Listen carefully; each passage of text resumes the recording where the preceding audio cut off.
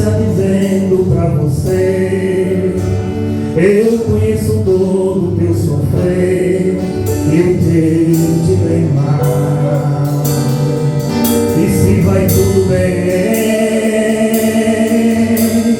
já faz dia que você não ora. Eu sei que vem tentando conversar, mas não consegue. Tem ouvido falar. Quantas vezes você diz vou desistir? Tem chorado no meu quarto e eu vi. Você disse vai parar, está cansado de errar. Será que Deus te abandonou?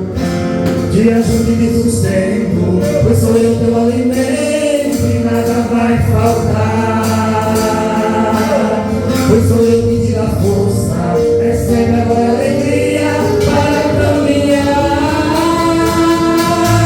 Eu cuido de você com mínimos detalhes. Eu faço, me desfaço, só pra te alegrar. Eu abro e fecho a porta no tempo certo. Se for preciso, eu abro mais pra você passar.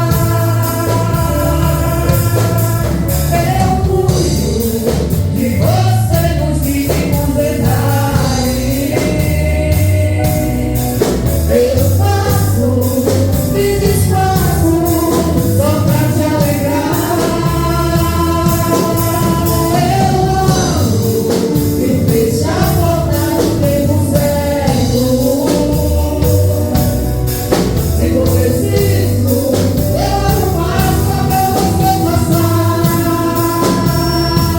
E cantar vitória. Aleluia, louvado seja o nome do Senhor.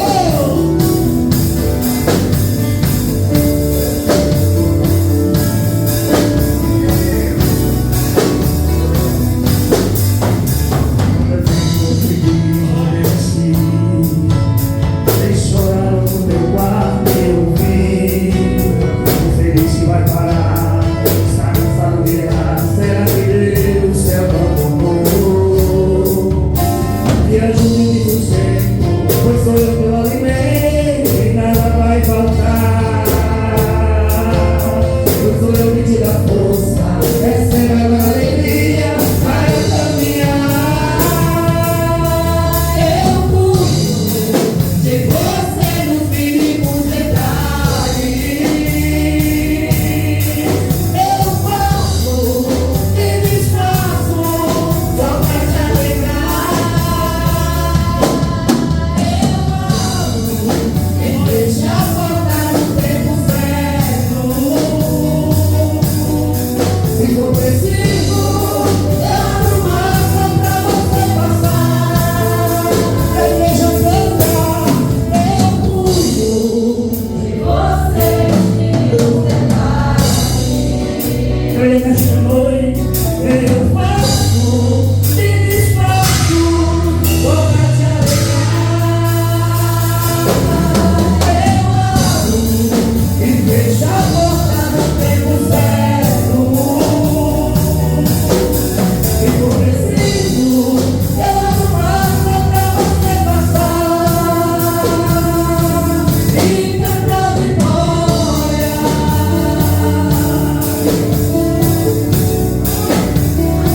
E cantar vitória. E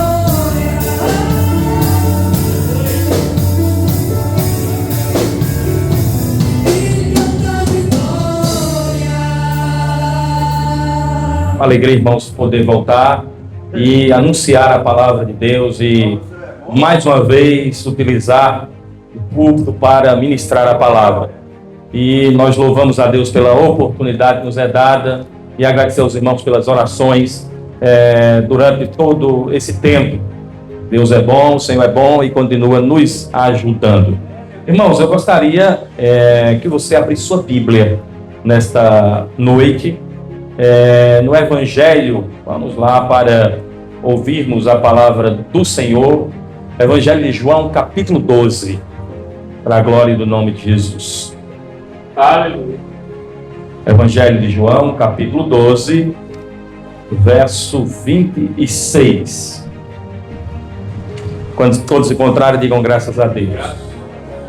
João 12, 26.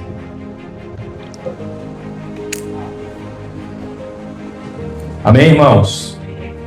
Diz assim a palavra do Senhor: se alguém me serve, siga-me. E onde eu estou, ali também estará o meu servo. E se alguém me servir, o Pai o honrará. Amém, irmãos? Irmãos, podem sentar e vamos meditar um pouco nesta palavra. Aqui, o cumprimento de um longo período de tempo e uma profecia começa a se cumprir. Esse texto vai nos indicar exatamente o passo que Jesus dá para morrer e ressuscitar. É aqui que nós entendemos que Jesus reconhece a hora de sua partida. É aqui que ele entende que o tempo de fato está cumprido. O profeta Isaías, há 750 anos, já havia anunciado um Cristo que viria. Isaías capítulo 53 nos mostra esse Cristo sofredor, o Cristo que viria como ovelha muda para o matadouro, um Cristo que foi profetizado também pelo profeta Miqueias e por outros profetas, indicando até a cidade onde ele nasceria. E tu, Belém Efrata, dada que pequena entre as demais, de ti sairá o Salvador do mundo.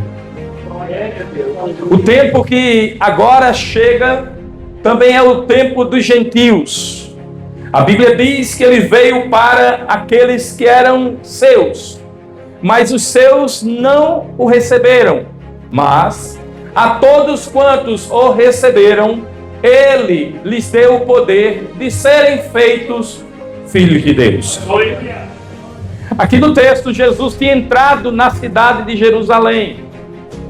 A entrada de forma triunfal em Jerusalém está no capítulo 12, dos versículos 12 a 13. Naquele momento, alguém que não era reconhecido por algumas pessoas, mas reconhecido por aqueles que criam nele, entra ovacionado em Jerusalém. Os ramos, as palmas, os hosana nas alturas e também o incômodo que causou a alguns que disseram que aquelas pessoas deveriam estar caladas e tiraram de Jesus uma resposta inspirada quando o Senhor disse: se eles se calarem, até as pedras clamarão. Então o texto mostra que estava chegando a Páscoa em Jerusalém. Seria uma Páscoa diferente, porque agora, de fato, haveria a passagem real daquele que sempre foi prometido, daquele que foi profetizado. Jerusalém estava vivendo a semana fenomenal, a semana que jamais voltaria naquele calendário, e a semana que jamais teriam naquele calendário. Por aquela ocasião, ou pela ocasião da Páscoa, também haviam muitos gentios que estavam em Jerusalém. Inclusive, alguns gregos estavam ali por ocasião da Páscoa. O versículo 20 vai nos dizer isso. E esses gregos, eles procuraram falar com Jesus. Eles viram Jesus pregar, eles viram a entrada de Jesus, eles viram o incômodo dos fariseus. e usando o intermédio de Filipe, que logo procura André, a intenção dos gregos agora é informada a Jesus. Os versículos 21 a 23 vai dizer o seguinte: estes, porém, pois se dirigiram a Filipe, que era de Betsaida, da Galileia, e lhe rogaram: Senhor, queremos ver Jesus. Por que será que os gregos queriam ver Jesus? Porque alguém que não conhecia Jesus, alguém lá do outro lado do mar, queria conhecer Jesus. Procuraram Filipe, e Filipe foi procurar André, e comunicaram a Jesus. É interessante agora que Jesus não vai fazer nenhum discurso. Nesse momento agora, Jesus vai entender apenas quando o André, ele chega para falar com Jesus. Jesus não pergunta qual o assunto que os gregos querem, o que eles querem conversar com Jesus, que tipo de discussão eles querem ter com Jesus. Mas quando André chega e diz: os gregos querem falar com o Senhor diz: a minha hora é chegada. Glorificado seja o nome do Senhor. Ali, irmãos, Jesus compreende claramente que de fato ele caminharia para o seu sacrifício. Há um comentarista bíblico que diz que esta hora é para Jesus um tipo de gatilho que indica, é um sinal, é a hora do ápice. É como se Jesus pensasse: agora já raiou a hora. Esta hora nada mais é do que o tempo apontado para a morte, para a ressurreição e para a exaltação de Jesus. Louvado seja o nome do Senhor. E agora é a hora em que a salvação também aos gentios estava prestes a acontecer por sua morte na cruz do Calvário. A sua morte agora, de fato, a morte de Jesus, era de fato a plantação de um novo tempo. Era o tempo que Isaías falou, e o tempo dos gentios, pois muitos judeus, apesar de verem todos os sinais, não criam em Jesus. Eles viram milagres, mas não creram em Jesus. Eles viram paralítico andar, mas não creram em Jesus. Eles viram cego ver, mas não creram em Jesus. Eles viram pessoas ressuscitarem, mas não creram em Jesus. Aceite Jesus como seu Salvador. Eu digo o seguinte: quer sofrer, aceite Jesus como Salvador. Porque quando nós cremos em Jesus, alguns sofrimentos são iminentes e são rápidos. Eles chegam na nossa vida. Agora há uma grande diferença. E que diferença é essa? A diferença é que agora nós temos Jesus. E ter Jesus no barco, ter Jesus no caminho, ter Jesus na vida, ter Jesus do lado, ter Jesus ouvindo a oração, ter Jesus clamando a Deus, ter o Senhor intercedendo por nós, faz nos passar por tribulações e sofrimentos, mas nós passamos cantando o hino da vitória, porque o Senhor nos fortalece. É diferente, nós vamos ter tribulação sim, nós vamos ter enfermidade sim, o homem vai adoecer, inclusive o homem vai até morrer, mas ele morre com Cristo, certo, a sua salvação. E é isso que Jesus vai explicando aqui. E é isso que o Senhor vai ensinando aqui. E é exatamente dentro desse contexto que Jesus vai fazer duas promessas. A primeira promessa que vem como ensinamento é que se alguém me serve, esse deve seguir. Jesus deixa bem claro aí, veja no verso 26. Se alguém me serve, siga-me. Há uma ideia hoje muito moderna, que nós chamamos até de pós-moderna, é que se eu quero servir Jesus, eu não preciso congregar, eu não preciso ir para o culto, eu não preciso vir para a ceia. Há até a igreja do metaverso, em um bairro perto lá, onde eu estou pastoreando, que é a igreja que criou o metaverso no Brasil, que criou as figuras que vão aos cultos e as pessoas ficam em casa. E que você só precisa criar o seu avatar, mandar para o culto, e até batizar o avatar. Batiza-se avatar, batiza-se pessoas no mundo digital. As pessoas congregam, ceiam no mundo digital. Então as coisas são muito modernas, mas o Senhor continua dizendo: se alguém me serve, siga-me. Siga-me o quê? Siga-me o meu exemplo. E qual é o exemplo de Jesus? O exemplo de Jesus é um exemplo de um ministério que congregava. Um exemplo de um ministério que pregava, que anunciava a palavra. E para isso, irmãos, nós vamos precisar pensar aqui em algo. E o que é que nós vamos precisar pensar em primeiro lugar? Para servir Jesus, eu tenho que renunciar a mim mesmo. Eu iniciei a leitura de um livro esta semana. E o livro é da editora Vida Nova e tem o tema Uma Vida com Propósito. E o primeiro capítulo daquele livro já me chamou a atenção. Porque aquele livro vai falando exatamente da necessidade que nós temos como servos para saber que estamos servindo ao Senhor e que é chegada a hora de renunciar os nossos próprios interesses. É mais ou menos assim.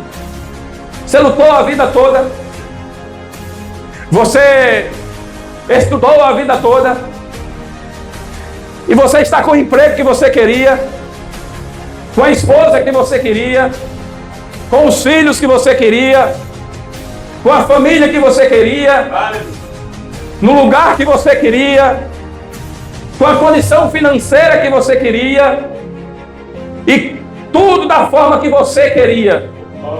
E o Senhor diz assim: eu estou te chamando para algo novo. Glória.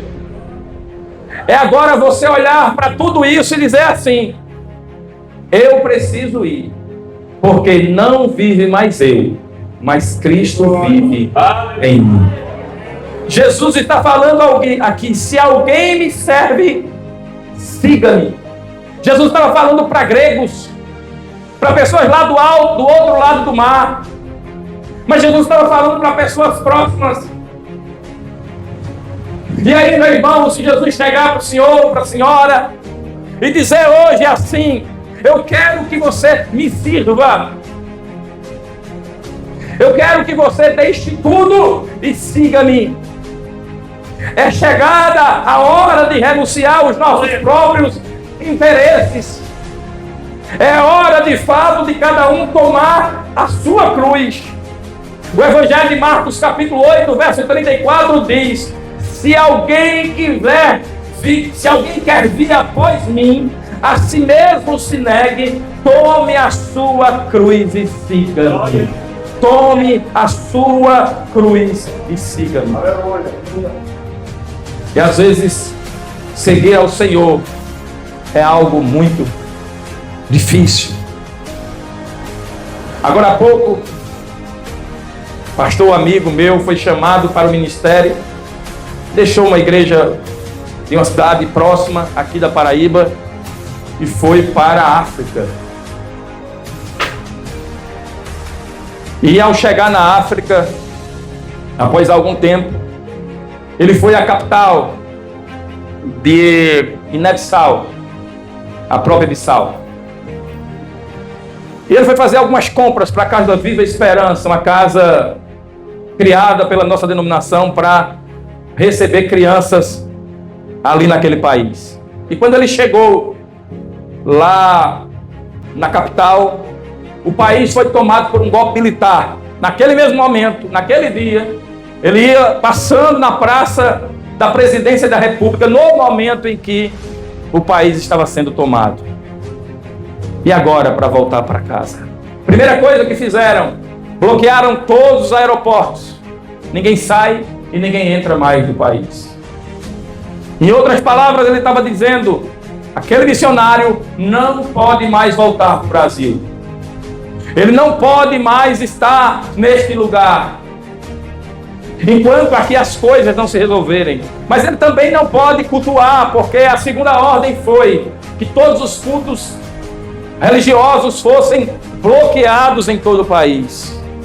Você sai da sua parentela, da sua casa, você sai do seu lugar e ao chegar num lugar diferente, em um país diferente, recebe 2 ordens dessas. Os filhos dele estavam em outra cidade. E para chegar na outra cidade, e eu conheço um missionário. Estou falando da igreja, uma história de fato real. Estavam em outra cidade, 2 filhos menores, uma menina e um menino. Para chegar a outra cidade era necessário embarcação e depois algumas horas de carro. Terceira ordem, todas as embarcações estão proibidas de navegar. E todas as estradas do país estão bloqueadas. Resultado, eu não vou ver os meus filhos. Eu vi aquele missionário, ainda no espaço que tinha, gravar um vídeo e dizer: se alguém quer vir após mim, a si mesmo se negue, tome a sua cruz e siga-me. Ele não estava chorando arrependido porque estava ali.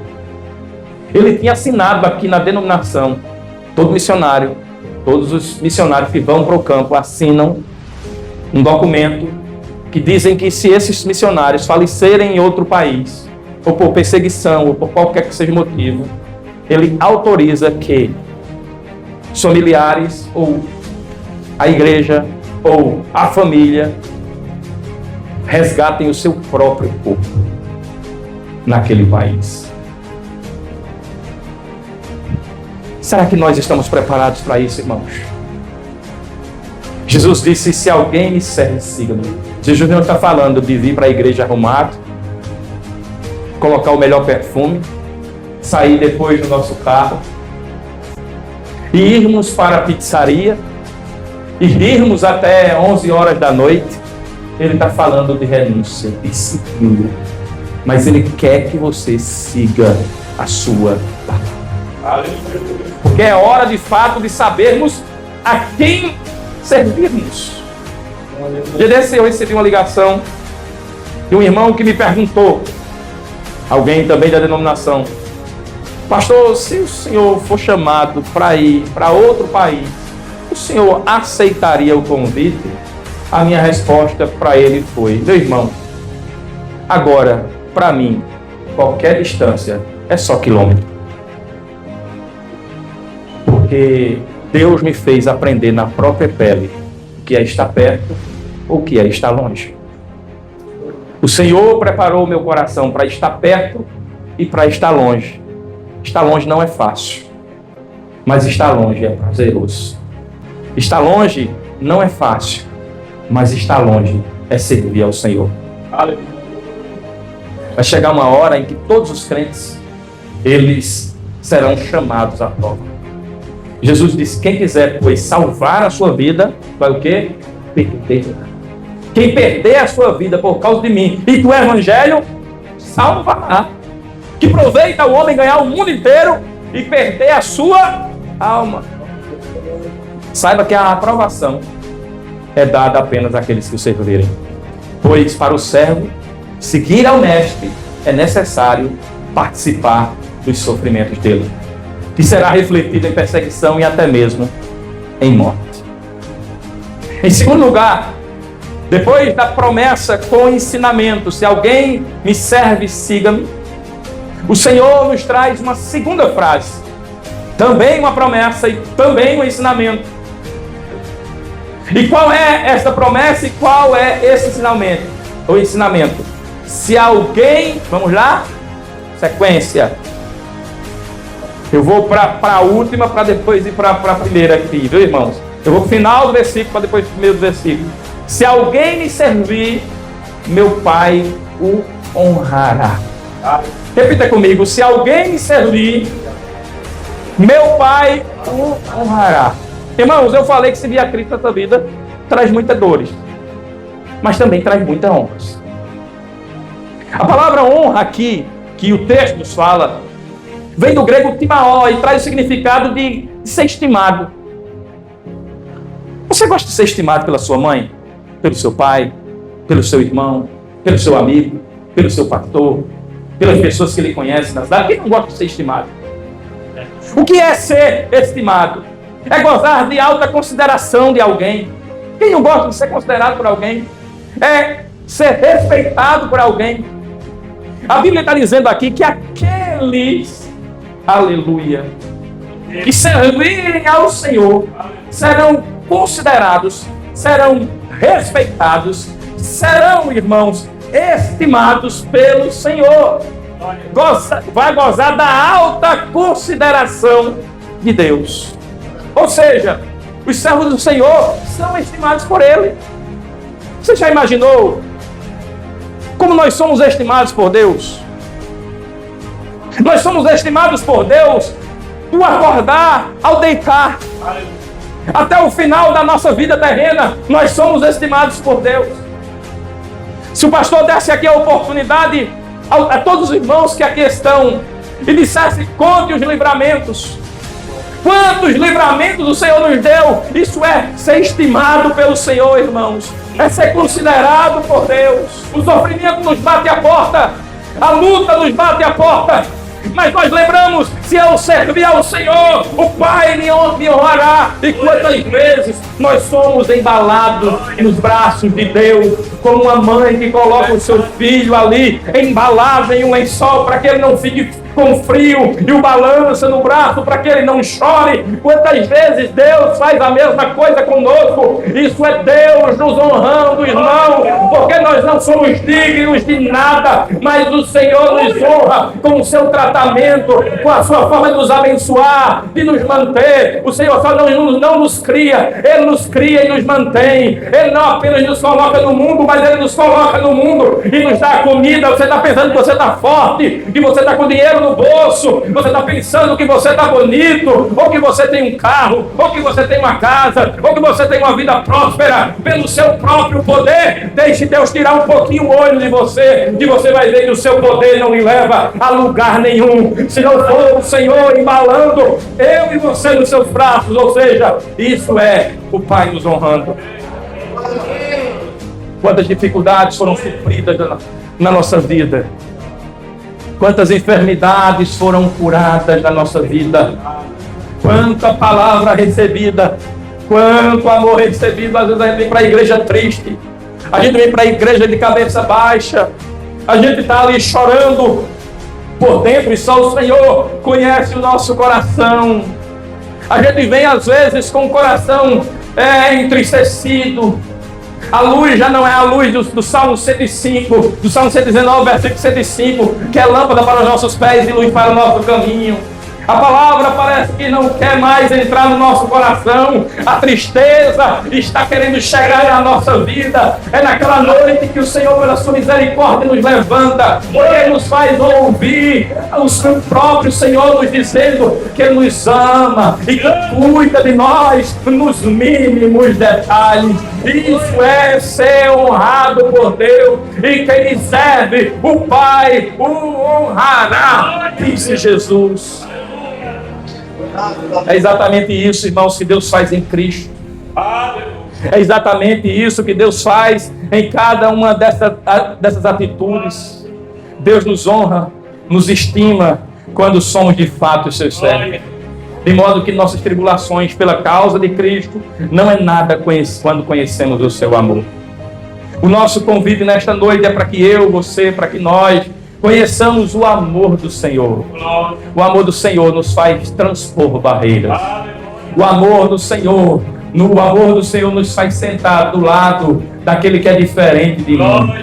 O amor do Senhor me faz sentar do lado daquele que às vezes quis o meu mal. O amor ao Senhor me faz sentar do lado daquele que muitas vezes não quis comungar comigo. Daquele que muitas vezes quis atrapalhar o meu caminho. Mas deixa eu dizer uma coisa para você: ninguém atrapalha o caminho que Deus preparou. Porque o caminho que Deus prepara é um caminho que vai ter chegada. Pode quem quiser puxar tapete, pode quem quiser dizer o que quiser, pode quem quiser falar o que falar, mas o que Deus prometeu, Ele cumpre.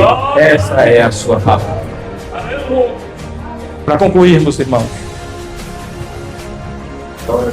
a terceira e última promessa com ensinamento, no versículo 26 ainda está aí: e onde eu estou, ali também está o Deus servo.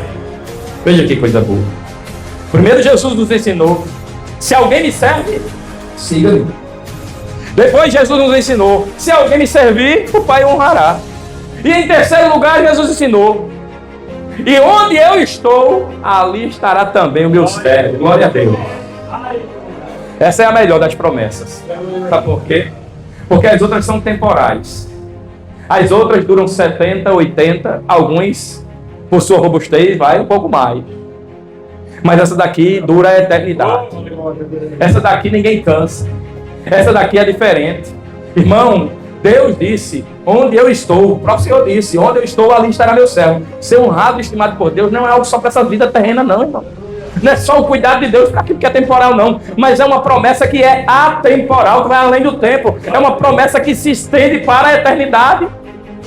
Os seus servos de todas as épocas têm o céu como promessa. Quando nós lemos Apocalipse 21 e 22, nós vemos lá a promessa de Deus para o lugar dessa vontade do Senhor. E ele fala sobre o céu, que é o lugar da habitação de Deus e de todos aqueles que creem nele.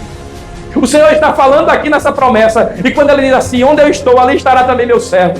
Que esse servo que o serve, que esse servo que foi honrado por Deus, que esse servo que segue o Senhor, ele viverá em uma cidade gloriosa, de ruas maravilhosas, de uma praça onde há árvore da vida, provando que não haverá mais mortes, um lugar onde não mais passará enterro. O céu, ela é uma cidade, irmãos, incontaminada. O céu é um lugar sem sofrimento. E é exatamente isso que o Senhor está prometendo aqui para aqueles que creem nele. A terceira promessa do Senhor é: e onde eu estou, ali estará também o meu servo. Está no céu, irmão, é de fato ser estimado e honrado pelos méritos de Cristo.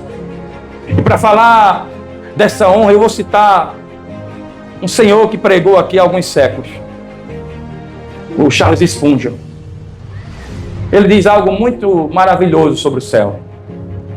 E ele diz assim: como será diferente do que é aqui? O estado do cristão no céu. Aqui, esse cristão nasce para trabalhar. Aqui, esse cristão nasce para cansar. Mas na terra do imortal, a fadiga não é conhecida. Lá ele nasce para glorificar. Ah, cristão, o dia quente e cansaço não dura para sempre. O sol está quase no horizonte. Ele deverá nascer de novo como um dia mais claro do que vocês jamais viram na terra. Spurgeon está dizendo: o que mais bonito você viu na terra?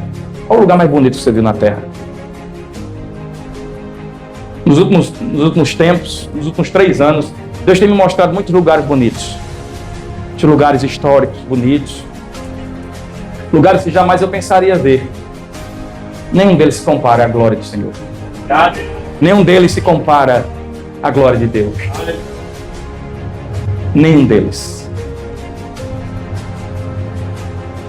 O saudoso pregador diz que aqui o descanso é parcial, lá o descanso é perfeito.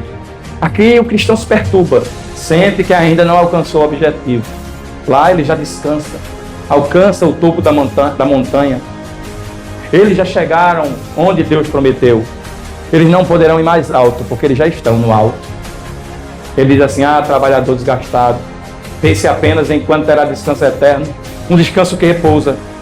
Aqui as minhas maiores alegrias têm escrito na minha testa: mortal. Eu posso ser alegre como eu for, eu vou morrer. Minhas flores murcham, meus copos de leite delicados desgastam, meus pássaros mais doces caem perante as flechas da morte. Meus dias mais prazerosos são ofuscados em noites, e as marés da minha felicidade desaparecem em fluxos de tristeza. Mas lá não, lá tudo é imortal. Lá a harpa permanece sem ferrugem, a coroa de louros não seca, o olho não esmaece, a voz continua firme, o coração não se abala, o ser é imortal, é totalmente absorvido num prazer infinito. Que dia feliz! Feliz quando nós dizemos: a mortalidade foi engolida pela vida e o sábado eterno está começando. Sábado aqui não é a ideia adventista não, irmãos, é a ideia do Shabat como descanso. E o descanso está chegando. Então são essas as promessas. Depois daqui, O Senhor vai explicar sobre a incredulidade dos judeus. Ele vai depois lavar os pés dos seus discípulos, vai morrer na cruz, vai ressuscitar, vai subir aos céus. Mas lá em Atos 1:11 é uma promessa que diz: varões galileus, por que estáis olhando para os céus? Este céu que vocês estão vendo Jesus subir, de lá um dia ele irá descer.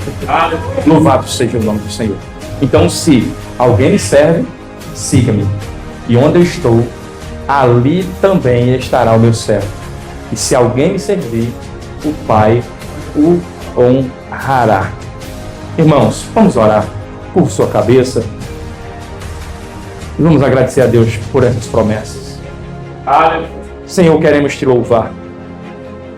Te agradecer e te agradecer porque até aqui o Senhor tem nos ajudado. Aprendemos aqui, Senhor, que para te servir é necessário te seguir. Mas também aprendemos que aqueles que te seguem o Senhor honra. E aqueles a quem o Senhor honra, o Senhor diz: eu quero estes comigo. Essas promessas são dadas a todos aqueles que creem. E eu te louvo pela vida desta igreja que tem crido no Senhor. Louvo pela vida do pastor Adilson, do pastor Davi, dos presbíteros, dos diáconos. Eu te peço que o Senhor dê força a este corpo, o Senhor ministerial, de oficiais, aos membros congregados desta igreja, que todos possam, ó Deus, renunciar o seu eu e de fato dizer: eis-me aqui, Senhor, estou pronto para aquilo que o Senhor quer para mim, porque o que eu quero é estar no céu.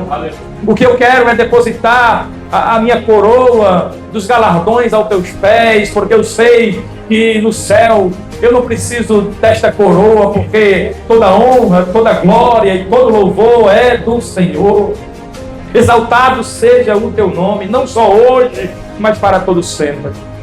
Obrigado, Senhor, porque o Senhor nos deu a tua palavra, que a mesma fique nos nossos corações. Ó Deus, e que o Senhor nos ajude também nesta noite a sentar à tua mesa, com a alegria de sentarmos a primeira vez esse ano. Amém. Obrigado por tudo. Assim te louvamos, te agradecemos, em nome de Jesus. Amém.